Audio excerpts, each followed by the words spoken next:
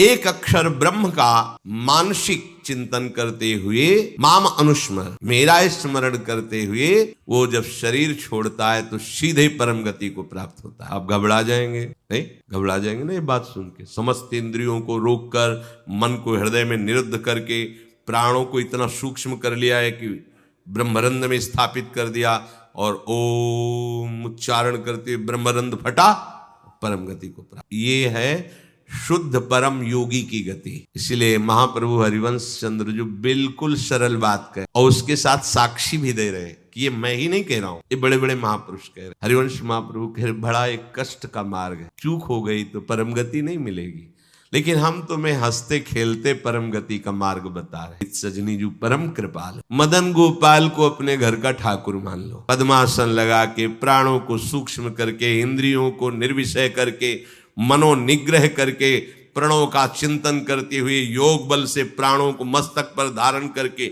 ब्रह्मरंध्र का भेदन करके परम गति को, वो परम गति बहुत हल्की होगी जो यहां मिलेगा। इस परम गति को प्राप्त महापुरुष भी महारानी जी के निकुंज में झांक भी नहीं सकते, नहीं झांक सकते। बहुत दुर्लभ रस है। क्या करो?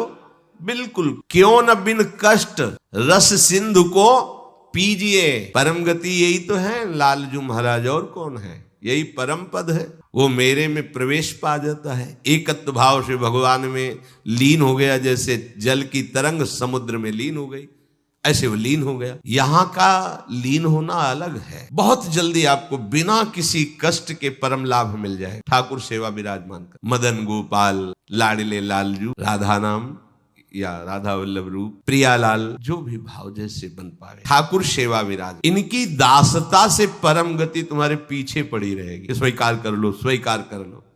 हम नहीं कह रहे तस्मात् शास्त्रम प्रमाणम, जो सारूप्य सामीप्य सारिष्ट एकत्वाद मोक्ष परम गति है, वो भगवान देते तो मना कर देते, हमें नहीं चाहिए, बस हमें आपकी सेवा चाहिए। बिना मत सेवनम जनाहा, आपकी सेवा छूट जाए ऐसा मुझे मोक्ष आदि नहीं चाहिए, परम गति नहीं चाहिए। महाप्रभु कह रहे क्यों कष्ट में कदम रख रहे हो? आओ बिल्कुल सहज सरलता से, परम गति तुम्हारे पीछे पड़ी रहेगी और रस सिंधु का तुम पान करोगे। क्या?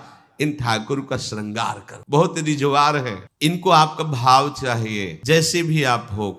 कोई शर्त नहीं है कि ये चीज होनी ही चाहिए, नहीं। बाजरे की रोटी और नमक, धन्ना जाट, कुछ नहीं है, दूसरी वस्तु नहीं है ही नहीं घर में। और ठाकुर साथ खेला कि नहीं खेला? आज तक वर्णन किसी भोग का ठाकुर जी ने नहीं किया। वाह वाह, सुदामा के तंदुल पाके बोल पड़े वाह। आज जो तृप्ति मिली, सबरी के बेर पाकर के ठाकुर जी को तृप्ति हुई। तो अगर 56 भोग से तृप्ति होती तो फिर बात अलग थी कि हम गरीब कैसे भोग लगा पाएंगे। लेकिन हमारे ठाकुर को आपका भाव चाहिए। गर्व है कि मैं 56 भोग लगाता हूं, ठाकुर ने देखा भी नहीं, दृष्टि भोग भी नहीं लगाया, क्योंकि गर्व रूपी दूषित वस्तु उसमें पड़ी है और भाव रूपी परम स्वादिष्ट वस्तु पड़ी है। तो बाजरे की रोटी को रोकना पड़ा धन्ना जाट को कि तू 3 दिन हो गए, पूरी रोटी खा लेगा तो मैं भूखा रह जाऊंगा, आधी तुम पाओ आधी हम पाएंगे। नवकिशोर ठाकुर जी, नई अवस्था, धन्ना जाट, खेल रहे ठाकुर भाव। महाप्रभु कह रहे मदन गोपाल का श्रृंगार करो, उनकी आरती उतारो। देव ऋषि नारद, शुकाचार्य, भगवान व्यासदेव जी आदि बड़े बड़े महापुरुष कह रहे हैं यदि मदन गोपाल ठाकुर की सेवा की तो बिना कष्ट के परम गति, परम सुख तुम्हें वरण कर लेगा। बिना कष्ट के तुम परम सुख सिंधु में डूब जाओगे, विश्वास करो। हरिवंश महाप्रभु कह रहे हैं आरती ठाकुर को सुंदर सुंदर सुवासित जल से स्नान करा के, कोमल वस्त्रों से श्रीअंग प्रक्षालन करके, पोछ करके विराजमान करो, सुंदर पोशाक धारण कराओ, सुंदर धीमे धीमे चंदन घर्षण करो, केसर कपूर डाल के ऋतु के अनुसार धीरे धीरे, इसलिए मोटा ना हो, स्थूल होगा तो पत्रावली ठीक नहीं बनेगी, पत्रावली करो। सुंदर सुंदर पुष्प लाओ, चयन 2-4 पुष्प ही वृंदावन के हो गए तो लाखों करोड़ों के बाहर के पुष्प समानता नहीं कर सकते। इस धाम में जो प्रगट पुष्प है, किसी भी लता के 2-4 पुष्प कोमल पत्ते चढ़ा दो, हमारे ठाकुर रीझ जाएंगे। सुंदर सुंदर पुष्पों की माला गूंथो। अहो भाग्य है उनके जो रोज श्री जी की सेवा में, ये सेवा का सौभाग्य। सुंदर सुंदर आभूषण फूलों के, माला फूलों की धारण कराते हैं। अहो भाग्य, जीवन धन्य, उनका हाथ धन्य हो गया। पूर्व जितने भी हाथों से हमारे कर्म नहीं होने चाहिए वो हुए हैं, वो सब भस्म हो जाएंगे, क्योंकि अब ठाकुर सेवा में हाथ लग गए। आप ठाकुर जी की रसोई अमनिया कर रहे, ठाकुर जी की रसोई अमनिया किए हुए पात्रों को अमनिया कर रहे, आप पोछा लगा, कृतकृत्य हो गए। लाखों माला भजन इसकी समानता नहीं कर सकता। श्री जी के उच्छिष्ट पात्रों को आपने मार्जन करके विराजमान किया नवीन भोग के लिए, लाखों माला इसकी समान। ये सेवकाई है, सेवकाई सीधे श्री जी को अधीन करती है। माला जपने का फल है, इसका फल नहीं, ये सीधे आराध्य देव को अधीन करती है सेवा। जैसे उपासक रात में जग करके नींद ना लेकर के कष्ट सहते हुए वर्षों का अभ्यास ये श्रृंगार करते, इसमें 2-4 घंटे नहीं लगते। कल जो श्रृंगार होना है मध्याह्न में विश्राम नहीं करते, नीचे वहां बेसमेंट में ये श्रृंगार करते रहते कपड़ों का। ये श्री जी आज ऐसे सिंहासन में बैठे, निहाल हो गए। तुम अगर अन्य कोई दुराचार प्रवृत्तियां तुम्हारे ऊपर शासन न करे, तुम अन्य कोई गलत कार्य ना करो, तो तुम खुद ही देख लोगे कि आपके अंदर श्री जी क्या देती है। जो बड़े बड़े योगियों के लिए दुर्लभ है वो प्रीति आ जाएगी, लाडली जी के लिए रोना आ जाएगा, कभी श्रृंगार करते करते आंसुओं की झड़ी लग जाएगी। ऐसा होता है, ऐसा होता है। जब हमारे अंदर भाव बहुत है और सामग्री नहीं है, तब वो दैन्यता भरी सेवा होती, पूछो मत। जब कुछ नहीं था, थोड़ी मिश्री केवल, और भाव में कढ़ी चावल और फुल्का ऐसे सब, तो आंसू चल रहे कि लाडली मुझ दीनहीन गरीब, क्या है आपके द्वारा दी हुई मिश्री केवल है, सामने रख के ऐसा सुख मिलता। तो एक बिहारी जी के सामने से 4 डलियों से फूल मांग लिए, 1-1, 2-2 ऐसे फूल दे दिए, श्री जी के लिए फूल दे दिए, तो दे देते थे माली जन। आके जब उनकी पंखुड़ी करके शयन के ऐसी छोटी सी गादी लगाते और श्री जी को विराजमान करके ऐसे चल, कैसे वो सुख तुम्हें कैसे वर्णन कर। बड़े बड़े योग सिद्धांत भी जहां प्रवेश नहीं पाते, वो ये बात है। जोग कुजोग ज्ञान अज्ञानू, जहां नहीं राम प्रेम प्रधानु, सो सब धर्म कर्म जर जाऊ, जहां राम पद पंकज भाऊ। ये आखिरी स्थिति है प्रेम की। महाप्रभु कह रहे हैं इस बात के सुखदेव जी, भगवान व्यास देव जी, देवर्षि नारद साक्षी है कि जो मैं बात कह रहा हूं कि बिना कष्ट के तुम्हें रस सिंधु की प्राप्ति होगी। तुम आरती करो मदन गोपाल, उनको श्रृंगारित करो। आरती में जो धूप होती है अगर बड़ी सुगंधित होती है, अब तो सब बदल रहा है पैसे के कारण, अन्य अन्य मिलावट की धूप, जरा सी धूप की सुगंध, पूरा वातावरण सात्विक। अपने यहाँ पहले धूप आरती होती, बड़ा दुलार भरी सेवा है। फिर इसके बाद जो बत्ती की नोक होती है उसमें चंदन लगाया जाता है, सूखा चंदन, पिसा हुआ सूखा, ऊपर से केसर, तो वो हल्का सा केसरपन लिए हुए चंदन, क्योंकि जो ही हम प्रज्वलित करेंगे तो पहले धुआं ना निकले, सुगंध। इसीलिए महाप्रभु कह रहे हैं कि कुमकुम मलय रंजित बर्तिका, 9 बर्तिका जिसमें चंदन बुरा ऐसे, क्योंकि घी लगा होता है वो चिपक जाएगा, फिर केसर पिसी हुई ऐसे, तो जे ही हम अग्नि प्रज्वलित करेंगे तो धुआं नहीं निकलेगा, उससे चंदन की सौरभ, ये भाव की चीज है। बोले मलय कुमकुम मलय रंजित 9 बर्तिका, कैसी घृतसो पूरी राव, घी से सनी हुई पूरी। आप चंदन घिसे श्री जी के लिए, फिर उससे आप श्री जी को तिलक रचना कर रहे, पत्रावली लगा रहे, अहो भाग्य, ये बड़े भाग्य से सेवा का सौभाग्य मिलता है। पूज्य पादुड़िया बाबा, भजन करना भी बहुत कठिन बात है, लेकिन भजन किया जा सकता है, पर सेवा करना बहुत कठिन, क्योंकि सेवा में सुख की चाह का नाश होता है। सेवक सुख चाह, मान भिखारी, व्यसनी धन, शुभ गति बेविचारी, ये तो मूर्खता है। सेवक सुख की चाह करे नहीं, सेवक सुख देने की चाह रखता है।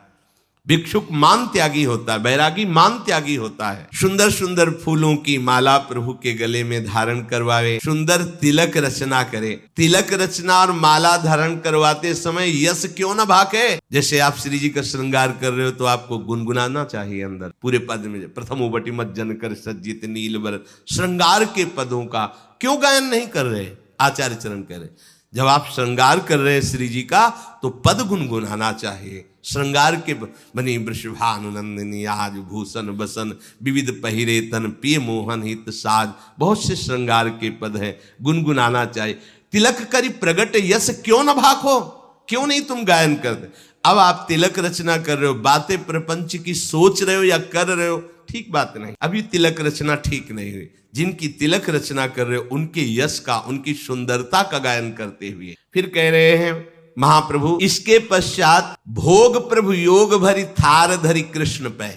जब हमने श्रृंगार किया, आरती तैयार करके विराजमान कर। सेवा में एक क्षण का भी विलंब नहीं होना चाहिए। आपको पता है धूप के बाद श्रृंगार आरती होगी तो धूप होते होते श्रृंगार आरती प्रज्वलित हो जानी चाहिए। धूप की जेव ही पदावली संपन्न होने जा रही श्रृंगार आरती ऊपर, इसके लिए देखना पड़े तो सेवा में प्रमाद माना जाता है। सेवा में स्वामी की सेवा की आवश्यकता के पहले सेवक सेवा सौंज लिए खड़ा है। ये नहीं आरती कहाँ है, आरती, अरे आरती तैयार करो, ये नहीं, ये प्रमाद स्थिति। इसलिए सबसे पहले प्रभु ने कहा है आरती तैयार कर ली, श्रृंगार किए हुए प्रभु को तिलक लगाए, माला पहनाए, अब भोग लगा। आरती तैयार है पहले से, जैसे उस दिन त्रुटि नहीं, ये विलंब नहीं, सेवा में प्रमाद नहीं। स्वामिनी जी के मन में बाद में आता है सखियां पहले सेवा सौंजे करती, आज ऐसा होगा, पहले ही पता है उनको, तो आपको तो पता है ना, पहले धूप के बाद श्रृंगार आरती। अब भोग, भोग प्रभु योग भरी थार धरी कृष्ण पे। योग में दो भाव होते हैं, एक होता है प्रभु के योग्य भोग, ऐसा नहीं कि तुम अपनी मनमानी की प्याज लहसुन छौके प्रभु का ही सब बनाया हुआ है, सब मूर्खता नहीं। फिर प्रभु के बनाए हुए और भी कुछ हैं जो तुम नहीं भोग पाओगे, दंड विधान। भोग प्रभु के योग्य लगाओ, जो हमारे प्रभु नहीं पा सकते वो हम नहीं पा सकते, इसलिए प्रभु के योग्य भोग लगाओ। शास्त्र सम्मत, संत जन सम्मत, जो प्रभु को भोग लगाने योग्य पदार्थ है वही भोग लगाना चाहिए। बहुत उद्दंडता सेवा में नहीं होते। प्राय प्रभु ने ही तो बनाया है, प्याज लहसुन हम उसको भोग लगा देते हैं, तो क्या है, उन्होंने ही तो बनाया है। हाँ, उन्होंने नरक भी बनाया है, तो आपको घुमा देंगे तो क्या परेशानी हो, आपको थोड़े दिन रख लेंगे नरक में तो आपको कोई परेशानी, फिर परेशानी ही परेशानी है। कैंसर भी प्रभु ने बनाया है, किडनी फेल भी प्रभु ने बनाया है, हार्ट, बड़ी समस्याएं, तो समस्याएं भी तो प्रभु ने बनाया है। होश में भोग प्रभु योग भरी, प्रभु के योग्य जो पदार्थ है वो थाल में रख। दूसरा आध्यात्मिक आंतरिक भाव, योग कहते हैं अपनेपन, इतना अपनापन हो कि मेरे लाडले हैं। अब कैसे, जैसे माँ अपने बच्चे को जब भोग पवाती है तो क्या अच्छी से अच्छी वस्तु पवाती है।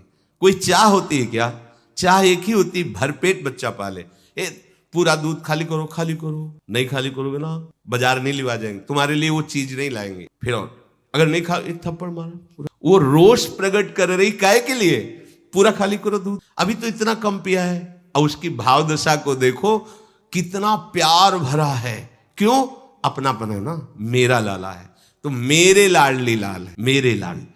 अपनापन, इतना गाढ़ अपनापन कि कहीं अपनापन रह न जाए, ये प्रभु को भोग लगाना। अगर इस अपनेपन में भर करके आप एक नमक से चुपर कर रोटी भी रख देंगे तो हमारे प्रभु उसे छोड़ेंगे नहीं, पाएंगे। अपनापन प्रभु से नहीं है तो दुर्योधन ने भी व्यवस्था की थी भगवान की, देखा भी नहीं। अपनापन है विदुरानी को मेरे प्रभु, तो छिलका वाह वाह करके पा रहे हैं। कितना स्वाद है किसमें, केले में नहीं, छिलके में ये भोग लग रहा है। काहे का, योग भरी, युक्त होकर, प्रभु में तदात्म होकर, प्रभु के प्रेम में डूबी विदुरानी, केले का छिलका दे रही, होश भी नहीं है। तो महाराज को भी, सर्वज्ञ प्रभु को भी होश नहीं। वो ये नहीं बोले कि अरे सुनो सुनो छिलका फेंको, ये गुदा हमें लाओ ना केला, ऐसा नहीं।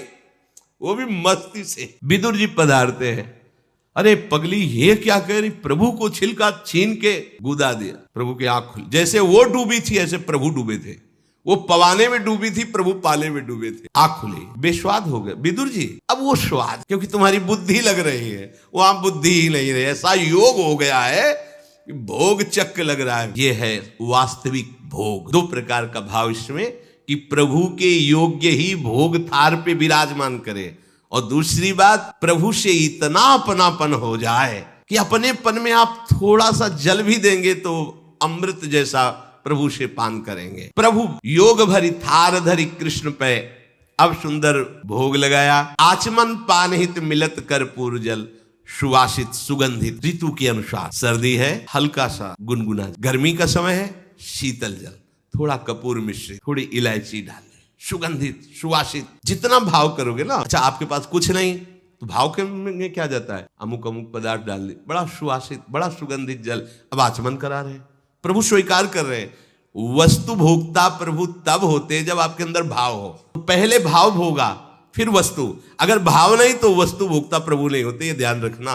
वस्तु वापस तुम्हें मिलती है ना, तो ऐसा नहीं कि भोग नहीं लगा, पक्का प्रत्येक कण कण का भोग लगना, क्योंकि आपका भाव उसमें मिला। भाव प्रभु ने पा लिया और उच्छिष्ट वस्तु आपको दे दी, अब जब आप पाओगे तो वही उच्छिष्ट प्रसन्नता प्रदान करेगा। प्रसादे सर्व दुखानाम हानि रस्योपजायते, समस्त हानि, वह अखंड प्रसन्न, ऐसी प्रसन्नता में भगवत प्रेम स्फुरित होता है। आचमन कराया सुगंधित जल से, फिर सुभग मुखवास, मुखवास पान की बीड़ी, सुंदर पान की बीड़ी, इलायची, नारियल आदि डाल के सुंदर तैयार कर प्रभु को पवाया, मुखवास। इससे क्या होगा, जितने भी दैहिक दैविक भौतिक ताप है सब तुम्हारे नष्ट हो जाएंगे, जितने भी ताप समूह के समूह सब भस्म हो जाएंगे। अब सुंदर चंवर लेकर के प्रभु के ऊपर चंवर कर रहे हैं, ये सब स्वर से एक साथ बजावे और फिर प्रियालाल की आरती करें, आरती गान करके फिर नृत्य करें, नाचो आदेश करते हैं, झल्लरी सहित सुर सप्त नाचो। ये क्या हुआ, बोले मनुज तन पाए दाय ब्रजराज भज, सुखद हरिवंश प्रभु क्यों न याचो। हरिवंश महाप्रभु कहते हैं मनुष्य शरीर की प्राप्ति और ऐसा दांव भगवत प्राप्ति का, अब इससे बड़ी कोई भगवत प्राप्ति नहीं हो। ब्रजराज श्री लाल जो महाराज परम सुख के दाता है, अविचल सुख की प्राप्ति, परम गति की प्राप्ति इन्हीं से होती, इनको रिझा लो, ये बिना कष्ट का मार्ग है। भगवान ने मार्ग बताया, ब्रह्मरंध फोड़ करके ऐसे से ऐसे, और उनके दुलार करने वाले प्रियजनों ने बताया ब्रह्मरंध फोड़ने की जरूरत नहीं है, ये पूरे के पूरे तुम्हारे हृदय में बैठ जाएंगे, कहीं जाना आना नहीं है, इन्हीं में जीते जी तुम लीन हो जाओगे, जीते जी मस्त हो जाओगे, परम गति तुम्हारे चरण चूमेगी यदि इनको रिझा लिया। कोई कठिन नहीं है, क्यों न बिन कष्ट रस सिंधु को पीज, ये बात करने लगते हैं। अगर आपकी सेवा भावना दृढ़ हो जाए तो आपसे बात करने लगते हैं। सीधे एक रस मार्ग में चलो सच्चाई से, तो वास्तविक भगवत प्राप्ति हो जाएगी। श्री भगवान भगवत प्राप्ति का ये स्वरूप वर्णन करके जो आविश्लोक वर्णन कर रहे हैं वो महाप्रभु वर्णन, प्रेमी उपासक के लिए यही जीवन, ये सब साधन मार्ग हैं, पर ये हर संप्रदाय के हर साधना के उपासक के लिए ये अमृतमय श्लोक है। भगवान इस श्लोक में बोले हैं सुलभा, मैं बहुत सुलभता से उसको प्राप्त हो जाता हूं। जैसे महाप्रभु बोले क्यों न बिन कष्ट रस सिंधु को पीजिए, तो कह रहे मैं उसके लिए सुलभ हूं, सुलभ माने बिल्कुल सहजता से प्राप्त हो जाता हूं। किसके लिए, बोले अनन्य चेता सततम यो माम स्मरत नित्य शाह, जो मेरा अनन्य चिंतन करता है, नित्य निरंतर चिंतन करता है, बस यही जीवन का लक्ष्य रहा है। गुरु कृपा से बच्चापन में ही गुरुदेव भगवान की बलिहारी यही बात डाल दी थी कि बच्चा निरंतर भजन करने से जो झांकी आती प्रभु, वो में शब्द याद है, झांकी आती तब जानना चाहिए भजन, एक क्षण भी भजन न छूटे। ये संस्कार अगर कहीं भगवान की कृपा से और मार्ग का गुरुदेव उपदेश करते तो एकदम कोरा स्वभाव था वही पड़ता, पर भगवान ने जहां जैसे पहुंचाना होता है वैसे ही, जैसे सन्यास मार्ग में भी थे तो हमारी निराकार में रति नहीं थी, गंगाधर भगवान शिव के रूप में आ सकती थी। अब हमें पता चला कि क्यों नहीं होने दी निराकार में, क्योंकि रूप में ही लाना था उनको कृपा करके, इसलिए निराकार में आसक्ति नहीं होने दी। उनका सारा पहले विधान होता है। गुरुदेव भगवान ने ये पिताश्री से कहा, पिताजी आए और कहा कि ये लड़का बाबा बनना चाहता है स्वामी जी। वो आते जाते थे घर में, तो सैमशी में उस समय स्वामी जी विराजमान, तो उनका पाणे छोड़ जाओ, एक हफ्ता बाद ये घर भाग जाएगा, या फिर हम एक हफ्ता बाद मंत्र दे देंगे, तब जान लेना कि साधु बनी ही जाएगा। फिर स्वामी जी जैसी आपकी इच्छा छोड़ के गए। एक हफ्ते जो है गुरुदेव भगवान ईंट ढोवाना, झाड़ू लगवाना, बड़े कार्य करवाना, और जैसे पेड़ा आदि आते सबको बांटते, हमें एक भी पेड़ा नहीं देते। शाम के एक बार भोजन की अनुमति पाल, 7 दिन तक चुपचाप शेष। फिर कहा अच्छा कल गंगा नहा के आ जाना, मंत्र दे दे। सुबह गए स्नान करके तो पंचाक्षरी मंत्र दिया, मंत्र दे के कुटिया में गए, फिर उठ के आए, बोले सुनो आओ एक बात कहनी। बैठे, बोले 12 मंत्र भी ले लो। तुम कहा जपेंगे कौन, बोले पहले तुम ये जपना, लेकिन ये रखे रहो, आगे काम आएगा। हमारी समझ में नहीं आ रहा था कि मंत्र 2 क्यों दे रहे हैं, ये पहले से भूमिका तैयार थी वृंदावन की, हमें पता नहीं था। 12 मंत्र भगवान श्री कृष्ण का, पंचाक्षरी मंत्र सबसे पहले दिया। बाद में पता चला कि ये बीज तो गुरुदेव ने ही पहले बो दिया था कि जिस मार्ग से घूम के जाना है। वो कह रहे थे कि बाद में तुम्हें पता चलेगा, पर बाल्यावस्था थी मेरी, मति गति वहां तक पहुंच नहीं रही थी। और जपे हम पहला है, बाद में जब भगवान शंकर ने इधर, तब हम मुझे समझ में आया कि बीज तो गुरुदेव भगवान ही अंदर से बो दिए थे पहले ही। ये कृपा गुरुदेव भगवान की हुई कि चित्त में बैठाल दिया कि निरंतर चिंतन करना यही संन्यास है, यही साधना है, यही भगवत प्राप्ति का स्वरूप है। गुरु कृपा से पूरे जीवन भर एक बात रहे कि हम कभी एक सेकंड के लिए अपने आराध्य देव को ना भूले। पूरे जीवन भर इसकी चेष्टा गुरु कृपा से करते। अन्य सब बात थी साधन की, पर बात उसमें प्रधान ये थी कि भूले ना। जैसे हम गायत्री मंत्र भी जप रहे हैं नैष्ठिक ब्रह्मचर्य में, तो गुरु के द्वारा दिया हुआ पंचाक्षर मंत्र लिखा हुआ है, बार बार उसे देख रहे हैं, या अंदर से देख रहे हैं, गायत्री मंत्र चल रहा है। बड़ी कृपा रही है, मन को भागने के अवसर नहीं मिले। अनन्य चेता सततम, इसीलिए हम आपको फिर कह रहे हैं, बहुत जल्दी लाभ लेना है तो इसको डबल पटरी में फंसाओ। यह जो एक मन बहुत ठोर कर कह कर उसने सच उपायो, बहुत जगह नहीं लगता है कि एक प्रभु में लगाओ फिर संसार में से, प्रभु में ही 2 जगह लगा दो। बड़ी चतुराई से फांसा जाता है। यदि मंत्र से भाग रहा हो और तुम्हें कहीं रूप का अभ्यास हो भगवत कृपा से, तो रूप में फंसाओ, चरणों से लेकर के मुकुट तक, मुकुट से लेकर चरणों तक इसको फंसाओ। पर यह कठिन बात है, रूप आना कोई साधारण बात थोड़ी। तो डबल नाम में फंसाओ। जैसे कल कहा था कि शरणागत मंत्र चल रहा, राधा लिखे है, राधा बार बार, और शरणागत मंत्र जा कहा जाएगा। तो जब गायत्री जी जब करते थे अनुष्ठान पुरस्चरण का, तो सामने पंचाक्षरी मंत्र लिखा हुआ है और गायत्री मंत्र चल रहा है। अगर हम जरा सा भी चूकेंगे तो या तो मंत्र छूटेगा और या तो वो दृश्य छूटेगा। बिल्कुल मन को कोई जगह नहीं रखते थे, कोई जगह नहीं। अनन्य चेता, ये बहुत बड़ी सिद्धि, बहुत बड़ा लाभ है कि अन्य कुछ स्मरण ना। इसका अभ्यास आप कर लीजिए, फिर नशा तो ये चढ़ा देगा।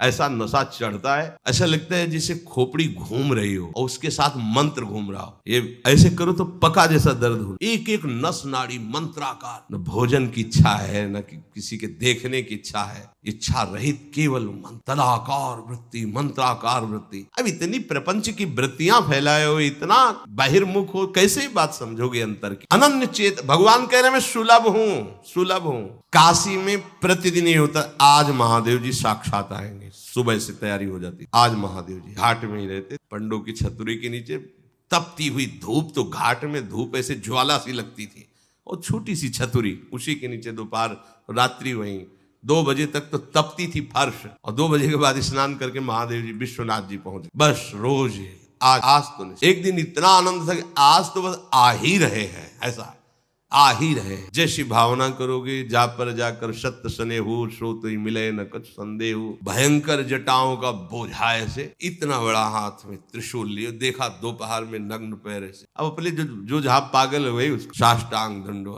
मौन, कुछ बोले नहीं। हम तो बस वैसे स्तब्ध, जैसे कोई जड़वत। बाद में विचार आया, इसका मतलब क्या, मैं ही मैं हूं, दूसरा को अलग से देख ले की भावना मत करो, कण कण में मैं विराजमान। एक दिन भाई जी के प्रति बहुत आकर्षण जब था, तो एक स्वप्न देखा कि स्वप्न में हम भाई जी से पूछ रहे कि मुझे श्री कृष्ण की प्राप्ति कब होगी। इसके बाद की बात, भाई जी ने ऐसे चश्मा करके ऐसे देखा, राधा बाबा बगल में बैठे, और कहा जब श्री कृष्ण बन जाओगे तब श्री कृष्ण की प्राप्ति। जगने पर, बहुत विचार करने पर फिर यह कि श्री कृष्ण बन जाओगे, भाई जी का तात्पर्य क्या था, तब समझ में आ गया। मन कृष्णाकार, बुद्धि कृष्णाकार, चित्त कृष्णाकार, अहम कृष्णाकार, तब कृष्ण साक्षात्कार हो गया, नित्य युक्त हो गया। जिसका चित्त प्रभु को छोड़कर किसी भी भोग भूमि में, किसी भी ऐश्वर्य में, किसी भी सिद्धि में, जैसे किसी को लगता है कि ये चमत्कार दिखाना, कोई भी चमत्कार दिखाना बहुत कठिन बात है। अगर भगवत दर्शन का लक्ष्य ना हो, भगवत प्राप्ति का लक्ष्य ना हो, तो कोई भी चमत्कार ऐसे करने में है कोई बहुत बड़ी बात मत समझ। बस ये है कि इधर अगर स्वीकार किया तो उधर गेट बंद हो जाएगा। इसीलिए पिट जाते हैं, गाली सुन लेते हैं महात्मा जन, लेकिन प्रयोग नहीं करते अपने भजन का, प्रभु के पास जाते हैं। ऐसा ना समझे ना क्यों चमत्कार पीछे घूमते हैं। केवल बस एक बात है कि अगर इधर लगे तो उधर का गेट बंद हो जाएगा। तो इतनी दुर्लभ बात बनने जा रही है, किसी को प्रमाणित करने के लिए कि हम महात्मा, हम भजनानंदी, हम चमत्कारी हैं, अपना गेट बंद करवा ले, तो मूर्खता ही होगी ना। यहाँ क्या होगा, वाह वाह हो जाएगा, बस उसके आगे क्या होगा। फिर वही प्रपंच। तो ये जो ब्रज के महात्मा है, जो भगवत प्रेमी महात्मा है, जो भगवत प्राप्त करने वाले हैं, इनके अंदर चमत्कार के बाप की सृष्टि होती है। ये चमत्कार बहुत ऊपर होते हैं। ये नहीं सोचना चाहिए कि इनमें भजन होता तो उसने 2 थप्पड़ मारे भस्म कर देते। भजन का जानते हो, भजनानंदी का 2 थप्पड़ मारा है, तुम्हें निश्चित भगवान की प्राप्ति हो, तुम्हारा कभी अमंगल न हो, भगवान तुम्हारे परिवार को भी सुखी रहे और तुम आजीवन स्वस्थ रहकर पवित्र बुद्धि के द्वारा भगवान को प्राप्त। ये महात्माओं का बल होता है। महात्माओं के बल थोड़ी होता है किसी ने गाली दिया, मार दिया, जा भस्म हो जा। भस्मासुर थोड़ी होते महात्मा, है भाई भस्म कर दिया, नष्ट नहीं। साधुते हो न कारज, तब भगवान उनके अधीन होते हैं। ये चमत्कार, ये ना सोचो कि भजन करते होते तो फिर चमत्कार, या ये गाड़ी घोड़ा रुपया पैसा चमत्कार, ये पापियों के पास भी है। ये तो प्रारब्ध का खेल है, प्रारब्ध बदला, ऐसे से ऐसे हो गया, इनका कोई महत्व नहीं है। महत्व है नित्य युक्तस्य योगिनः, तुम्हारा चित्त निरंतर आराध्य देव में युक्त है कि नहीं।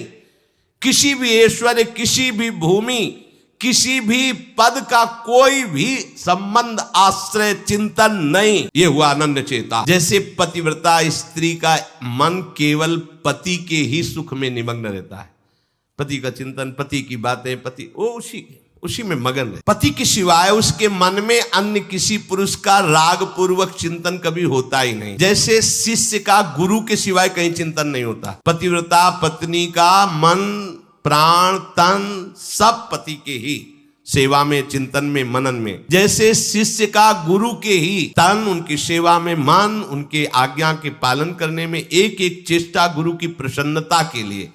कोई दूसरा इष्ट शिष्य का होता ही नहीं। शिष्य का कोई दूसरा इष्ट नहीं होता। ऐसे शिष्य को अपने गुरुदेव में ही भगवान का साक्षात्कार हो जाता है, क्योंकि पर्दा हटा तो देख लिया कि प्रिया प्रीतम मुस्कुराते हुए बैठे। श्री भट्ट देवाचार्य जी के पास जब हरिव्यास देवाचार्य जी आए तो कहा, भगवान हम शिष्य बनना चाहते हैं। उनका तुम्हें हमारी गोद में कुछ दिखाई दे रहा है? उनका ऐसा में कुछ तो नहीं दिखाई दे रहा है। उनका फिर अभी तुम जाओ गिरिराज जी की 12 वर्ष परिक्रमा करो, राधे राधे बोलो 12। ऐसा ही किया। 12 वर्ष बाद फिर आए, अब कुछ दिखाई दे रहा है? बोले भगवान कुछ नहीं दिखाई दे रहा। बोले जाओ फिर 12 वर्ष। कह रहे कि जो शिष्य है गुरु के सिवा और कोई इष्ट रहे हैं, उन्हीं का चिंतन, उन्हीं की आज्ञा, तो वही उसको साक्षात्कार हो जाता है। जब 24 वर्ष बाद आज्ञा पालन करके आए तो देखा प्रियालाल गोद में।